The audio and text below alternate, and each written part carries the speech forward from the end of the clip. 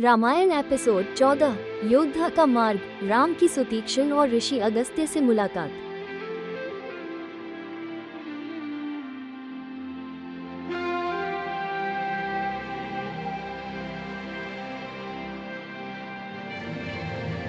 दंडकारण्य के ऋषियों की रक्षा करने की प्रतिज्ञा करके राम, लक्ष्मण और सीता ने अपनी यात्रा जारी रखी।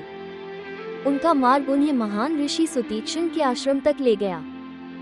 तपस्या और आंतरिक अग्नि का स्वामी। जैसे ही वे जंगल में दाखिल हुए, जंगल शांत हो गया, मानो पेड़ स्वयं सुन रहे हों। सुतीक्षण ने हाथ जोड़कर उनका स्वागत किया। हे राम, आपकी उपस्थिति इन जंगलों को पवित्र बनाती है। जंगल भय से भरा है, जानवरों से नहीं बल्कि अधर्म से। क्या आप शांति के लिए हथियार उठाएंगे? राम ने बिना किसी हिचकिचाहट के उत्तर दिया। मैं अपना धनुष गर्व में नहीं बल्कि सुरक्षा में उठाऊंगा। मैं क्षत्रिय हूँ, कमजोर को त्यागना अपने धर्म के साथ विश्वासघात करना है। सुतीक्षण मुस्कुराए, परख कर आश्वस्त किया। फिर दक्षिण की ओर जाओ, मेरे गुरु महान ऋषि अगस्त्य के आश्रम में जाओ। वो तुम्हारा इंतजार कर रहा है। वो तुम्हें आने वाली चीजों के लिए तैयार करेगा। राम ने सिर झुकाया। आगे का रास्ता अब साफ था, लेकिन पहले से ज्यादा खतरनाक। धर्म और सुतीक्षण के आशीर्वाद से निर्देशित राम, लक्ष्मण और सीता दक्षिणी वन में भीतर चले गए। हवा बदल गई, स्थिर और प्राचीन। यह कोई साधारण भूमि नहीं थी, यह अगस्त्य की भूमि थी। पक्षी चुप हो गए, पेड़ ऊंचे हो गए, और फिर आश्रम प्रकट हुआ, सरल, दीप्तिमान और तपस से परिपूर्ण। देवताओं द्वारा पूजित तथा राक्षसों द्वारा भयभीत ऋषि अगस्त्य अपने आसन से उठे।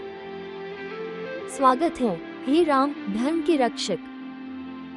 उसने राम की आंखों में देखा, मानो उस आदमी के भीतर अवतार देख रहा हो। अगस्त्य ने कहा, तुम्हें शक्तिशाली शत्रुओं का सामना करना पड़ेगा। राक्षस जिनके साथ तर्क नहीं किया जा सकता। ये हथियार ले लो, जीतने के लिए नहीं बल्कि धार्मिकता को कायम रखने के लिए। और इसके साथ ही उन्होंने उपहार स्वरूप दिया विष्णु का दिव्य धनुष, उज्ज्वल और अजर। दिव्य बाणों का अक्षय तरकश। एक तलवार जो आग की तरह चमकती थी।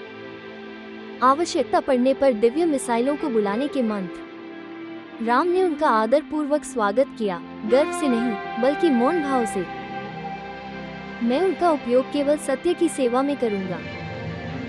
अगस्त्य पुनः बैठ गए और धीमे स्वर में बोले, हे राम, तुम्हारा मार्ग लंबा है। तुम्हें कष्टों, पीड़ाओं और युद्धों से होकर गुजरना होगा। लेकिन ये जान लो, धर्म तुम्हारे माध्यम से उदय होगा। और जब सही समय आएगा तो लंका का नाम काम उठेगा। राम ने सिर हिलाया।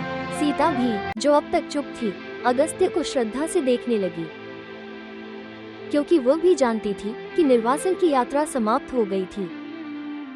अब शुरू हुई भाग्य की यात्रा। आशीर्वाद, शस्त्र और धर्म के भार के साथ राम अगस्त्य के आश्रम से बाहर निकले। लक्ष्मण उसके बगल में चल रहे थे, उनकी आंखें पहले से भी अधिक तेज थीं। सीता शांत और अविचलित होकर पीछे पीछे चल रही थी।